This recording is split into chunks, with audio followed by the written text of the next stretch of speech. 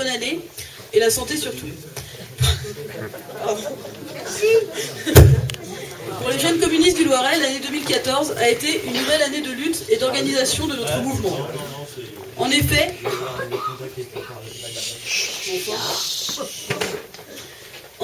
chaque année passe sans se ressembler, avec l'arrivée de nouveaux adhérents et de nouvelles dynamiques.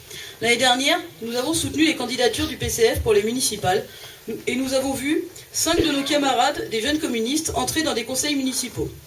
Nous avons également vu la branche étudiante de notre mouvement devenir plus forte et organiser pour la première fois à Orléans la semaine de la pensée marxiste et celle du féminisme.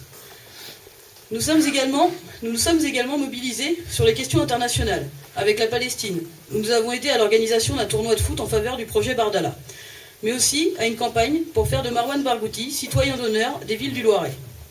D'ailleurs, il y aura la pétition à la fin si vous voulez la signer. Ainsi que pour la libération de Georges Ibrahim Abdallah, sans oublier les manifestations de cet été pour l'arrêt des raids sur Gaza et la reconnaissance d'un État palestinien, mot d'ordre national du mouvement des jeunes communistes de France. Une campagne qui a porté ses fruits, puisque le Parlement français a reconnu l'État palestinien.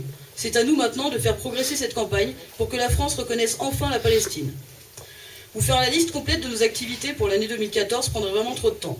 Mais n'oublions pas le soutien au peuple kurde, avec tout récemment la libération de Kobané.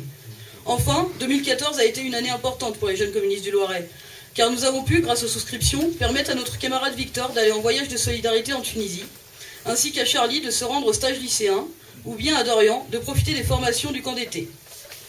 Nous avons également vu l'Union de Ville Montargis-Chalette se remonter glorieusement.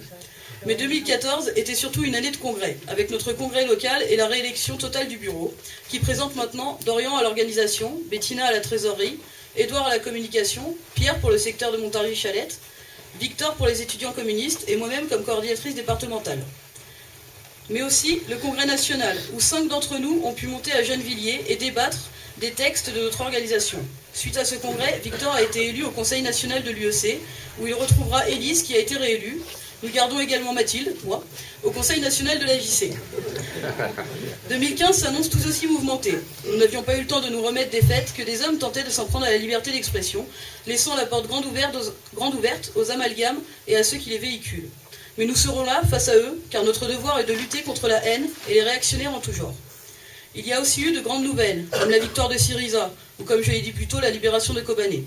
Mais également de grandes nouvelles au niveau interne, car tout récemment, une cellule de la JC s'est montée au lycée Péguy, ainsi que la cellule JC de centre-ville d'Orléans, créée hier.